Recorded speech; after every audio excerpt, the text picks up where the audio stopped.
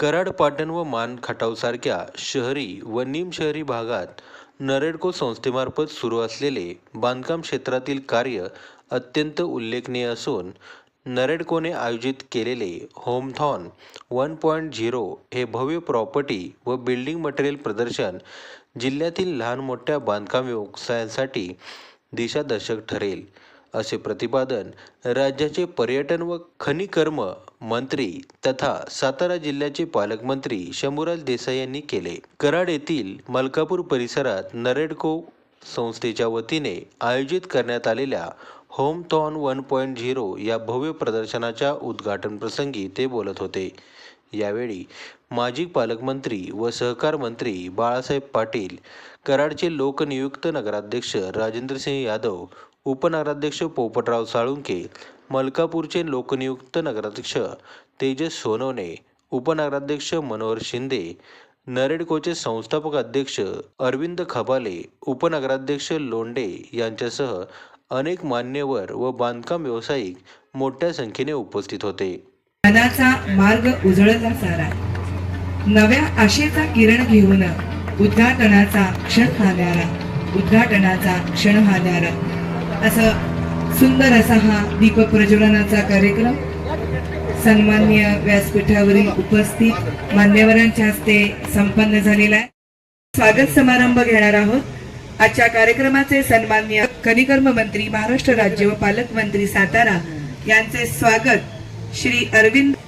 उपस्थितांना विनंती राहील की आपण जोरदार टाळ्या वाजवाव्यात. यानंतर स्वागत संपन्न होते. यानंतर लगेच स्वागत माननीय श्री राजेंद्र सिंह यादव, नगराध्यक्ष कराड.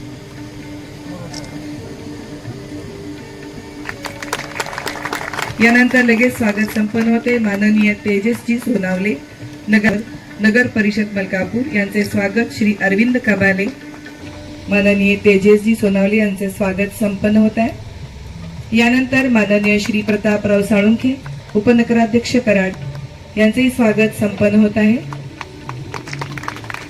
तर पुढील स्वागत संपन्न होणार आहे माननीय श्री मनोहर शिंदे बाबू यांचे,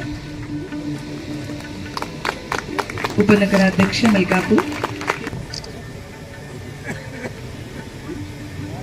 विशेषतः कराड, मलकापूर किंवा हा परिसर, अगदी शामगावचा पण एक प्रोजेक्ट आम्ही पाहिला आता तिथं एक्झिबिशन मध्ये लावलेला.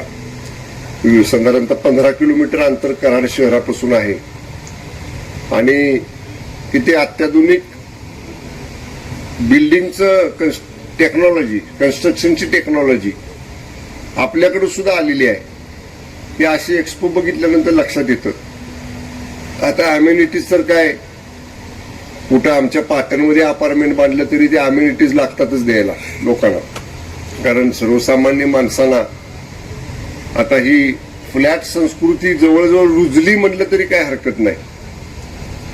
त्यामुळं बऱ्याच कॉम्प्लेक्स पाहिले, खाली कमर्शियल, वर्ल्ड रेसिडेन्शियल, आणि त्याचा आउटर लुक जर बघितला त्या संपूर्ण बिल्डिंगचा, तर मेट्रोपॉलिटन सिटीजच्या सारखं डिझाईन, मेट्रोपॉलिटन सिटीजच्या सारखं तिथलं कन्स्ट्रक्शन, त्याचा आउटर लुक हा या एक्झिबिशन मध्ये अनेक प्रोजेक्ट्स मधला या ठिकाणी आपल्याला आम्हाला सगळ्यांना पाहायला मिळाला.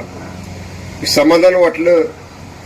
आमच्यात माझ्या विधानसभा मतदारसंघातले बनपुरीचे काही लोक होते, कुंभारगावचे काही लोक होते, गुड्यातले काही उद्योजक आहेत, म्हणजे आमच्या तालुक्यातनं सुद्धा, पाटण तालुक्यातनं आलेले सुद्धा तरुणांनी शहरामध्ये येऊन मोठं नाव केलेलं आहे. याबद्दल खरंच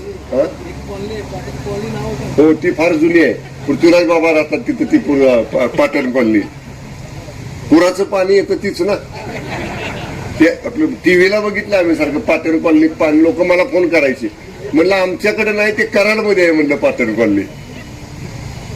ते लोकांनी कराडमध्ये येऊन, पाटण तालुक्यातल्या लोकांनी हळूहळू स्वतःच सुद्धा त्या ठिकाणी कौशल्य दाखवायचा प्रयत्न केला. याच्याबद्दल मनापासून आनंद आहे. मी सुरुवातीला म्हणलं तसं हे जे बिल्डर असोसिएशन आहे ज्यांनी पुढाकार घेऊन हे एक्सपो भरवलेला आहे त्याला खरंच धन्यवाद दिले. मला माहित नाही याच्या अगोदर झाले का नाही, पण मला तरी पहिल्यांदा येता आलं आणि मला निमंत्रण दिलं. निवडणुकीची धावपळ सुरू आहे, पण तरी मी म्हटलं नाही, आपल्या मतदारसंघातली काही, जिल्ह्यातली, तालुक्यातली काही मुलं त्याच्यामध्ये सहभागी झालेली तर आपण जायला पाहिजे आणि त्यांना प्रोत्साहन तुम्हाला सगळ्यांनाच, छोट्या उद्योजकांना असेल, अपकमिंग बिल्डर असतील त्यांना असेल, वेल सेटल्ड असतील त्यांना असेल, सगळ्यांसाठीच एक चांगलं दालन या माध्यमातून उपलब्ध झालेले या सगळ्या उपक्रमाला जिल्ह्याचा पालकमंत्री या नात्यानं मी मनापासून शुभेच्छा देतो. सगळ्यात पहिल्यांदा मला मान्यवर लोकांनाही सांगावं लागेल की नरेडको म्हणजे काय, कारण कराडमधली नवीन संस्था आहे. याच्या अगोदर कराडमध्ये ज्या संस्था आहे त्याची कल्पना लोकांना होती. NAREDCO national real estate development council ही संस्था कुठलीही असोसिएशन नाही, हे मला पहिल्यांदा क्लिअर करावं लागेल. कारण असोसिएशन ही जनरली धर्मादाय आयुक्ताकडे रजिस्टर केलेली एक संस्था असते आणि शक्यतो बऱ्याच संस्था ह्या स्वतः तयार केलेल्या संस्था आहेत. परंतु ही जी संस्था आहे, ज्याला आपण संस्था म्हणतोय पण ही ऍक्च्युअली काउन्सिल आहे, परिषद ज्याला म्हणतो आपण, ही केंद्र शासनानं स्वतः 1998 मध्ये ज्येष्ठ विधितज्ञ राम जेठमलानी जे त्यावेळचे युनियन मिनिस्टर होते त्यांच्या अध्यक्षतेखाली ही संस्था किंवा ही कंपनी फॉर्म केलेली होती. बांधकाम क्षेत्रामध्ये म्हणजे रिअल इस्टेट सेक्टरमध्ये सगळ्यात मोठा व्यवसाय किंवा रोजगार संधी निर्माण होतात आणि जीडीपी इन्क्रीजसाठी सगळ्यात जास्त कॉन्ट्रीब्युशन देशात कोणाला असेल तर रिअल इस्टेट सेक्टरच आहे आणि त्यांच्या पॉलिसी मेकिंगमध्ये त्यांना बरोबर घेऊन काम करणं गरजेचं आहे. हे त्यांच्या लक्षात आल्यानंतर केंद्र शासनाच्या मदतीनं त्यांनी तमाम भारतातील जे मोठे बिल्डर्स होते त्यांना घेऊन ही संस्था फॉर्म केली की त्यांच्याकडून काय प्रॉब्लेम्स आहेत, काय अडचणी आहेत हे जाणून घ्यावं आणि त्यांच्या पद्धतीनं त्यांना पॉलिसी मेकिंगमध्ये स्थान द्यावं. परंतु फक्त भारतातील तमाम मोठेच उद्योजक असल्यानं किंवा मोठेच बिल्डर असल्यामुळं संस्थेची वाढ तशी विस्तारली नाही, कारण ते सगळे लोक बिझी. परंतु 10 वर्षापूर्वीच के रहिजा नावाचे भारतातले जे प्रचंड मोठे बिल्डर आहेत त्यांनी दुसरे भारतातले मोठे बिल्डर म्हणजे निरंजन हिरानंदानी यांच्याशी गाडी घेऊन सांगितलं की रूट लेवलला आपण फक्त ठराविक जण आपले मोठ्या बिल्डरांचे प्रॉब्लेम सांगून चालणार नाही, तर छोट्या शहरातल्या लोकांचे पण बिल्डरांचे प्रॉब्लेम आहेत त्यांना घेऊन काम करूया. साहेब, फक्त लग्न करताना बिल्डर आहे या शब्दाचा फायदा होतो, म्हणजे मुलगा बिल्डर आहे म्हणलं की मुलगी मिळते, हे सोडून समाजात बिल्डर लोकांना प्रतिष्ठित शब्द वापरला जातो, प्रतिष्ठित. परंतु आज माझ्या बिल्डरांची अशी अवस्था आहे, म्हणजे सगळेच व्यासपीठावरचे मान्यवर आहेत, माझी त्यांना विनंती आहे, मी काय म्हणतो नीट ऐकावं. बिल्डर तुमचा प्रतिष्ठित आहे, परंतु आज त्या बिल्डरला प्रत्येक सरकारी ऑफिसमध्ये जाऊन इतक्या चक्रा माराव्या लागतात की तो बिल्डर आहे का कामगार आहे अशी अवस्था झाली तो फिरत असताना. आणि असे प्रश्न समजा काही लोकांना मांडता आले नाहीत, या विचाराच्या अनुषंगानं आपण धाडसी मतानं हे विषय मांडू शकतो अशी विचारधारणा झाल्यानंतर आम्ही काही समविचार लोकांनी ही वेगळी संस्था फॉर्म करून नरेडको कराडचं नाव देऊन याच्या अंडर आम्ही काम करायला सुरुवात केली. आपण असं मानतो, आपण सर्व इंजिनियर्स स्वतःला विश्वकर्माचे वारसदार समजतो आणि असं म्हणलं जातं की engineers also create the world.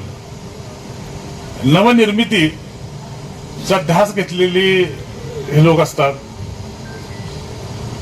म्हणजे विश्वाची निर्मिती किंवा नवीन नाविन्याची निर्मिती, हे नाविन्य ह्या एक्सपोच्या माध्यमातून आपल्याला दिसतं. आज या रिअल इस्टेट असेल, बिल्डिंग मटेरियल असेल किंवा जे नवीन उत्पादन या ठिकाणी मॅन्युफॅक्चरिंग एजन्सी असतील किंवा कंपनी असतील, आज आपण एका छताखाली आज लेटेस्ट 2026 मध्ये काय नवीन अद्यावत टेक्नॉलॉजी आलेली आहे की काय नवीन आलेलं आहे ते आपल्या ठिकाणी पाहायला मिळतं. नवीन ज्ञानामध्ये आपल्या भर या माध्यमातून पडत असते. आज जो बिल्डर असेल, जो रिअल इस्टेटचं काम करत असेल, जो आर्किटेक्ट असेल किंवा जो सर्वसामान्य ग्राहक असेल, या सर्व ग्राहकांना या ठिकाणी नवीन आपलं काय आहे आपल्याकडं ते दाखवण्याची संधी उपलब्ध होती. ज्या लोकांना नवीन पाहायचं आहे त्यांना सुद्धा या ठिकाणी पाहायची संधी मिळते आणि ग्राहकाला आपल्याला आपल्या स्वप्नातलं जे घर असतं किंवा एखादा कमर्शियल साईट असेल, व्यवसाय करायचं एखादा ठिकाण असेल, त्यांचं ते स्वप्न आदर्शवत असं स्वप्न कसं पार पडेल आणि त्यासाठी काय केलं पाहिजे ह्याचा इच्छित मार्ग सुद्धा या ठिकाणी मिळत असतो. त्यामुळं असे एक्सपो ही काळाची असलेली गरज आहे. आज या ठिकाणी 10 वर्षानंतर इथं बिल्डिंग मटेरियलच्या बाबतची सर्व माहिती आणि स्टॉल इथं उभे केले आहेत. या शहराचा विकास होत असताना अनेक या ठिकाणी कन्स्ट्रक्शन कंपन्या असतील, स्वतः काही डेव्हलप करणारे लोक असतील, या सर्वांचं फार मोठं योगदान आहे. पण जसं आपण पुढे जातो तसं घराच्या संकल्पना बदलत असतात. फार पूर्वी पांढऱ्या मातीची घरं होती, कुंभारी विटा आल्या, पुन्हा आताच्या विटा आल्या. त्याचप्रमाणे हॅलो ब्रिक्स मोठ्या प्रमाणात वापरले जातात. विशेषतः कन्स्ट्रक्शन जे मोठ्या प्रमाणात ते वापरले जातात. अलीकडे अनेक ठिकाणी चिऱ्याची घरं बांधण्याची संकल्पना आली आहे. पण हे करत असताना नवनव बदल असणं हे आवश्यक असतं. अनेकांना माहित नसतं, म्हणजे जो घर बांधतोय त्यालाही बऱ्याच जणांना कल्पना नसते, किंवा जे बांधणारे त्यांना नसते की अशा प्रकारची टेक्नॉलॉजी पुढे आली आहे.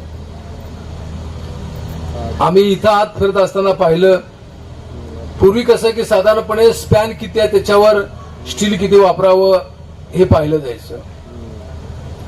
आणि मोठा स्पॅन असेल तर करायचं काय, म्हणजे पुलासाठी जी टेक्नॉलॉजी ब्रिजसाठी वापरवते ती टेक्नॉलॉजी आता घरामध्ये सुरू आलेली आहे. म्हणजे त्याला एसएसचे वायर नेटिंग चांगले जाड त्या ठिकाणी घालून त्याला स्ट्रेंथनिंग देण्याचे काम केलं जातं. खर्चामध्ये बचत होते आणि मोठा स्पॅन आपल्याला त्या ठिकाणी मिळतो. मग अशी काही ज्या गोष्टी आहेत इथं आलेल्या आहेत. अन्य काही मटेरियल आहे त्याची माहिती या ठिकाणी आलेली आहे. त्याचप्रमाणे इथं काही ज्यांनी स्वतःचे प्लॉट डेव्हलप करतायत, भागीदारीमध्ये डेव्हलप करतायत, त्यांनी सुद्धा इथे एक्सपोर्ट ठेवलेलं आहे की ग्राहकांना कळलं पाहिजे की बाबा इथं कशा प्रकारचं काम चालतंय, किंवा इथं आपण कुठं प्लॉट घेऊ, फ्लॅट घेऊ शकतो, कुठं रो बंगला घेऊ शकतो. हे इथं चांगली सोय त्या निमित्तानं झाली आहे.